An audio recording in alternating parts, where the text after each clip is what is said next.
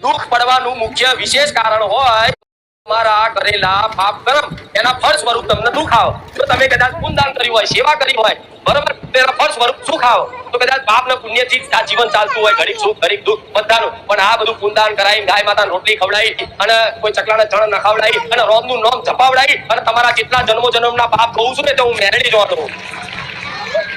પછી તો મારે બોલવાની જરૂર ના પડે. આશીર્વાદ કે કૃપા કે તથાસ્તુ આપે રૂપે ગોળા તમારું જીવન પરિવર્તન થઈ જાય. તમારી જીવનમાં એવી અલૌકિકતા, આનંદ અને એવી અનુભૂતિ અને એવું સુખ દેખાય ને કે તમારા ઘેર આવી કોઈક સુખની અનુભૂતિ કરે એનો માતા કહેવાય. મને જે વાલું છે પધાર, જે મને પ્રિય છે એ મેં તમને કીધું. મને પશુ પક્ષી પર દયા જેટલી મનુષ્ય પર આવે છે ને એટલી મને પશુ પક્ષી પર આવે. જેમ કે હું જગતજનની માં કહેવાય, આદ્ય શક્તિ કહેવાય. આખું જગતના જેટલા બી જીવ છે એ મારા માટે તો મારા દીકરા જ છે. એ કીડી અમથી કદાચ કોઈના ઘેરથી કદાચ કણ લઈને જતી હશે તો એનો હિસાબ મારા રોમ જોડી કરાવડાય. એક ગાય તે કદાચ ગાય તમારા ઘરના આંગણે આવી અને એક રોટલી જો ખાઈ જશે ને તો એનો જબરો હિસાબ મારા રોમ જોડે કરાવડાય. આટલો વિશ્વાસ રાખજો. જેમ જાગતી જ્યોત જગતમાં કદાચ કળિયુગમાં જાગતી ન દેખાતી કોઈ માતા હોય તો કહેશે ગાય માતા. સાક્ષાત પ્રગટમાં દેખાવનારી જો કોઈ માતા હોય, જેમ કે મેરડીમાં દેખાતા નથી, બહુચરમાં દેખાતા નથી, કોઈ દેવી શક્તિ દેખાતી નથી, એ સૂક્ષ્મ રીતે છે, બરોબર. પણ આવા કાળા કળિયુગમાં એક જાગતી જ્યોત દેખાતી પ્રગટમાં દેખાતી કોઈ શક્તિ હોય, દેવી શક્તિ હોય તો એને શું કહેવાય છે? ગાય માતા. જે તમારા ઘરના આંગણે રોજ એક વખત એ માતા ઓટો મારીને જાય છે ને. કોઈ ઘર એવું બાકી નથી ઘરના આંગણે કે એના ઘરની સોસાયટીમાં, એના ફરિયામાં આ માતા તમારા રૂબરૂ દેખાતી ના હોય. પણ જો એ ઘેર કદાચ એ ગાય માતાના માતા તરીકે ભલે દેખાવમાં તો એક જાનવર છે, દુનિયાના જાનવરની દ્રષ્ટિથી જોવે છે, પણ એની અંદર એના દરેક જોડે છે. શાસ્ત્રો આવું કે છે, પુરાણો આવું કે છે કે ગાયની અંદર 33 કોટી દેવી દેવતાઓનો વાસ હોય છે. જાણો છો ને કે ગાય માતાની અંદર 33 કોટી દેવી દેવતાઓનો વાસ હોય છે. તો કદાચ 33 કોટી દેવી દેવતાઓમાં હું માતા આવી જાઉં કે નહીં? તમારી ચામુંડા આવી જાય કે નહીં? તમારી મહાકાળી આવી જાય કે નહીં? તમારી શક્તિ માતા આવી જાય કે નહીં? તમારી ખોડિયાર માતા, તમારી ઉમિયા માતા, તમારી હિંગળાજ માતા, તમારી આશાપુરા માતા, તમારી હરસિદ્ધિ માતા, તમારી બધી માતાઓ આ 33 કોટી દેવી દેવતાઓમાં સમાવેશ થાય છે. તો કદાચ એ જ ગાય માતાને એક રોટલી ખવડાવો તો 33 કોટી દેવી દેવતાઓમાંથી તમારી હરસિદ્ધિ ને તમારી ચામુંડ માતાને કદાચ પેટમાં ટાળક ના થાય? તમારી માતાને પ્રસન્નતા ના થાય? તમારી માતાની જે ભૂખ છે પ્રેમની, ભક્તિની, એ પૂરી ના થાય? થાય. પણ આ ભરોસા સાથે કરો તો એને જાનવરની દ્રષ્ટિએ નહીં પણ એને માતાની દ્રષ્ટિએ કદાચ એને કદાચ ભલે પૂજા ના કરો તો એને રોટલી ખવડાવો, એને જુવાર ખવડાવો, એને ઘાસ ખવડાવો, બસ ખાલી આટલું કરશો ને તોય મારી વિશેષ કૃપા, 1000 હાથની કૃપા તમારી પર રહેશે. હવે આ તમને નવાઈ, આ બધી વાતો સાંભળીને તમને એવું લાગતું હશે કે બધી જગ્યાએ અમે ફર્યા, અમે 500 ગોવા ફર્યા, હું જાણું, પણ કોઈ જગ્યાએ આવી વાત નહીં કરી. બધી જગ્યાએ એવું કીધું કે આ નડ્યું, પેલું નડ્યું, આ વારવાનું, પેલું વારવાનું, મૂળો બાંધજો, આ કરજો, ફલાણી માતાનો દીવો કરજો, બધું કીધું. પણ મારી ધારા પારે આવ્યા પછી તો આ બધું અલગ નવું સાંભળવા મળે.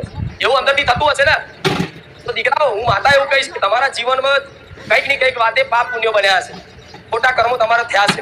દુઃખ પડવાનું મુખ્ય વિશેષ કારણ હોય તો તમારા કરેલા પાપ કર્મ એના ફળ સ્વરૂપ તમને દુઃખ આવે. જો તમે કદાચ પુણ્યદાન કર્યું હોય, સેવા કરી હોય, બરોબર, તેના ફળ સ્વરૂપ સુખ આવે તો કદાચ પાપ ને પુણ્યથી આ જીવન ચાલતું હોય, ઘડીક સુખ ઘડીક દુઃખ બધાનું. પણ આ બધું પુણ્યદાન કરાવી, ગાય માતા રોટલી ખવડાવી અને કોઈ ચકલાને ચણ નખાવડાવી અને રોમનું નામ જપાવડાવી અને તમારા જેટલા જન્મો જન્મના પાપ કહું છું ને તો હું મેળવી જોતો. પછી તો મારે બોલવાની જરૂર ના પડે. આશીર્વાદ કે કૃપા કે તથાસ્તુ આપે રૂપે ગોળા તમારું જીવન પરિવર્તન થઈ જાય. તમારી જીવનમાં એવી અલૌકિકતા, આનંદ અને એવી અનુભૂતિ અને એવું સુખ દેખાય ને કે તમારા ઘેર આવી કોઈક સુખની અનુભૂતિ કરે એનો માતા કહેવાય. પણ દરેક ને કહીશ આ ધીરજ રાખજો. તમારી જોડે કશું સેવા કરવા માટે કશું જ ના હોય તો કઈ નહીં, તમારા ઘેર આજે અનાજ તો બને છે, એક મુઠ્ઠી અનાજ કદાચ ચકલા ચણા નાખી જતો. આજ અમથાય કદાચ પડી ગયો મને પાન મસાલા વિડીયોમાં ને તમાકુ પાછળ તમે રોજના કદાચ વધારે નહીં 100 રૂપિયા તો એક માણસ ખર્ચતો જ હશે. તો 100 રૂપિયામાંથી કદાચ 20 રૂપિયા કદાચ તો હારી કોઈ પશુ પક્ષીની સેવામાં રોજ કરતો થઈ ગયો. રોજ ટાઈમ ના મળે તો દર મહિને એક વખત કદાચ 500 રૂપિયાનું કે પગાર આવે તારમાં એમાંથી 1000 રૂપિયાનું કદાચ પુણ્યદાન કરી અને એની એ પુણ્યદાન કરીને કોઈ આશા સુખની ના રાખે, પુણ્યની ના રાખે, બસ ભગવાન ભરોસે કરી દે ને, માતાજીના ભરોસે કરી દે ને તો એનો ગોળાઓ જબરો હિસાબ કરું, એનો જબરો હિસાબ કરું. એ તો હજુ અનુભૂતિ નહીં. 500 વાપરું 5000 હાલું એ મેળવીશ. પણ કોના માટે 500 વાપરવાનું? જેનું હૃદય ખચકાય નહીં, જેનું મન પાછું ના પડે સેવા કરવામાં. પશુ પક્ષીને ખવડાવવા, જેનો કદાચ ખવડાયા પછી મોટાપો ના લે, વાવા ના લે, લોકોની પ્રશંસા ના લે, અને ખવડાયા પછી કદાચ એ વાતે ભૂલી જાય ધીરે ધીરે, તો એનો 500 રૂપિયાનું કદાચ ફૂલદાન હારી જગ્યાએ સેવા વાપરે અને એના 5,000 50,000 કરીને સારું ખવડાવું રોમવાલી મેલડી નહીં. એમને ભૂલતી નહીં. કરવાનું સામર્થ્ય છે, બોલું એ બનાવવાનું સામર્થ્ય ધરાવું છું માતા.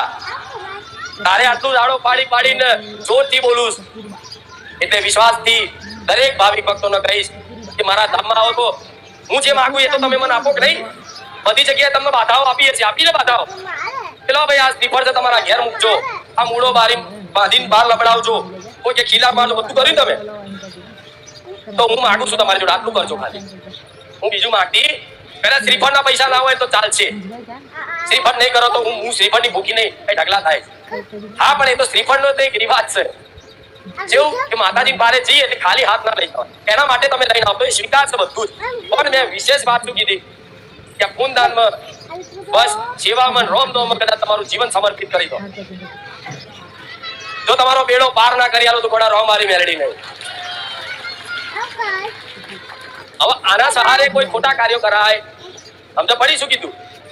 મતલબ માંસ મટન ના ખવાય તો એક બાજુ પશુ પક્ષી ચણ નાખો અને આમ જઈને માંસ મટન હોટલમાં ધીરે ખાઈ આવો કે કોઈ નહીં જોતું, લાઈક કોણ ખબર ના મારી તો મોટી વાંખો જોઉં છું તમને. એવું મગજમાંથી એમ કાઢી નાખજો કે મને કોઈ જોતું નથી. હજારો વાર નહીં લાખો લોકો હોય તો લાખો નજર મારી હોય, એક વ્યક્તિ પર એક નજર, એક વ્યક્તિ પર એક મારો કેમેરો. સાચું ખોટું?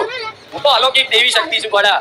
મારા અહીં પેણ ના હોય, હું તો બધી જગ્યાએ સર્વત્ર છું, સર્વવ્યાપી છું. મારો તો ઘણમાં વાત છે, જ્યાં કોઈ નથી ત્યાં હું મેલડી છું. એટલે ક્યારે માંસ મટન નહીં ખાવું, દારૂના વ્યસન છોડી દીધા હોય તો હવે પછી પકડવા, હવે પછી પીવા, હવે પછી એવા કોઈ મિત્રો હોય, કોઈ એવું તમારું ગ્રુપ હોય કે આ જગ્યાએથી બધા પીતા હોય એવાનો સંગ છોડી દેવો, નહીં તો સંગ એવો રંગ ચડી જાય પાછો. સાચું ખોટું?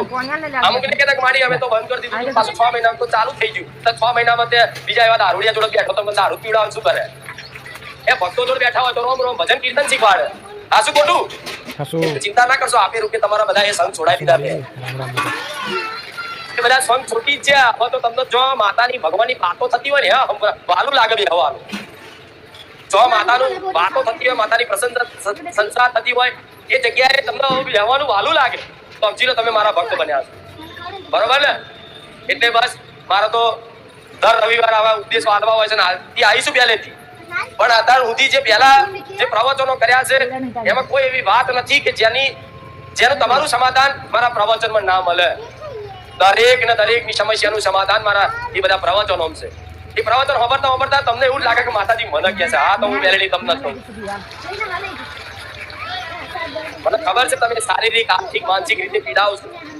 કોઈને આર્થિક તકલીફ છે, કોઈને શારીરિક શરીરની તકલીફ છે, કોઈને માનસિક તકલીફ છે, કોઈ મનથી બીમાર છે, બધું છે, રૂપિયા છે, બધું છે, પણ છતાં એની અંદર ચિંતા, શોક, ભય એટલો બધો હોય કે બસ એ રૂપિયા જો કરોડો હોય તો 1 કરોડો રૂપિયા વાપરવામાં એને સુખ ના લાગે, એને બેચેની જ લાગે, એને ચિંતાઓ સતાવતી હોય, ભવિષ્યમાં એની ચિંતા હોય, એના દીકરા દીકરીઓની ચિંતાઓ, બધી ચિંતાઓ સતાવતી. શું કરું તે માનસિક બીમારી કહેવાય. શું કહેવાય? માનસિક બીમાર છે. હવે ડોક્ટર જોડે તમે જાઓ, શરીરની કોઈ પણ શારીરિક તકલીફ હોય, શરીરની કોઈ પણ બીમારી હોય તો ડોક્ટર એનો રિપોર્ટ કાઢી, સીટી સ્કેન કરી, જે પ્રમાણની જે પણ તકલીફ થઈ હોય, બરોબર, તો એનો ઈલાજ તમને બતાવો કે કરી આલે, ઇન્જેક્શન કે બોટલ ચડાયા કે ગોળીઓ ખાવા આલે, બરોબર ને? શરીરની કોઈ તકલીફ હોય. પણ આ મન બીમાર છે, મનની દવા શું? મને બતાવો. હે, મનની દવા શું છે કોઈ જોડે? મન બીમાર છે, હું જાણું છું. કોઈના મનમાં 150 ડિગ્રી તાવ છે, કોઈને 100 ડિગ્રી તાવ છે, કોઈને 200 ડિગ્રી તાવ છે. પણ મૂળ તમારું મન બીમાર છે ને, એટલે તમને જોય મન લાગતું, માતાજી ભગવાન મેં હરખું લાગતું, તો ડોક્ટર તો કદાચ આ શારીરિક સમસ્યાનું સમાધાન, જે બીમારી હોય એની દવા તો કરી આલે, પણ માનસિક જે મન તમારું બીમાર છે એની દવાનો, એની ઈલાજ કોઈની જોડે છે નહીં. એની જોડે જો કદાચ ડોક્ટર જોડે શારીરિક વસ્તુનો કદાચ સમસ્યાનો, એનો બીમારીનો ઈલાજ હોય, બરોબર, પણ માનસિક બીમારીનો ઈલાજ એક જ ખાલી મારા રોમ જોડે, મારા જેવી માતા જોડે હોય. એ માનસિક બીમારીનો ઈલાજ ભક્તિ છે, જીવનમાં ભજન છે, સેવા છે. શું કીધું? ભક્તિ છે, ભજન છે, સેવા છે અને દેવ ઉપરનો, ભગવાન ઉપરનો, માતાજી પરનો એક વિશ્વાસ છે, એ જ તમારા મનનો કદાચ બીમાર તાવ ચડેલો છે ને, એ તાવ એ જ ઉતારશે. અને જેનું મન પ્રસન્ન હોય, જેનું મન તંદુરસ્ત હોય, એને કોઈ દુઃખ દર્દ અહેસાસ થાય કેમ ના થાય? એટલો મનથી તમે સુખી મનથી જ છો ને, અને દુઃખી મનથી છો. સુખનું દુઃખનું કારણ બહારની પરિસ્થિતિ નહીં, મન છે. મન રાજી તો સુખ અનુભવ થાય, મન દુઃખી તો દુઃખ અનુભવ થાય. તો ગોડાઓ મારે તો મન તમારું તંદુરસ્ત કરવું છે, મન રાજી કરવું છે. જો એક વખત મન રાજી થઈ ગયું ને તો ગોડા કોઈ દુઃખનો અહેસાસ નહીં થાય જીવનમાં. આટલું લખી રાખજો. એ દુઃખ ચો જતા રહેશે ખબર નહીં પડે, ચો પાતાળમાં બેસી જશે ખબર નહીં પડે. બહારથી તમે દેખાશે કે આ માણસ બહુ દુઃખી છે, પણ અંતર આત્માથી તમે જાણો કે મારો જેવો સુખી તો જગતમાં કોઈ નહીં. તો મારે એ સુખ આલું.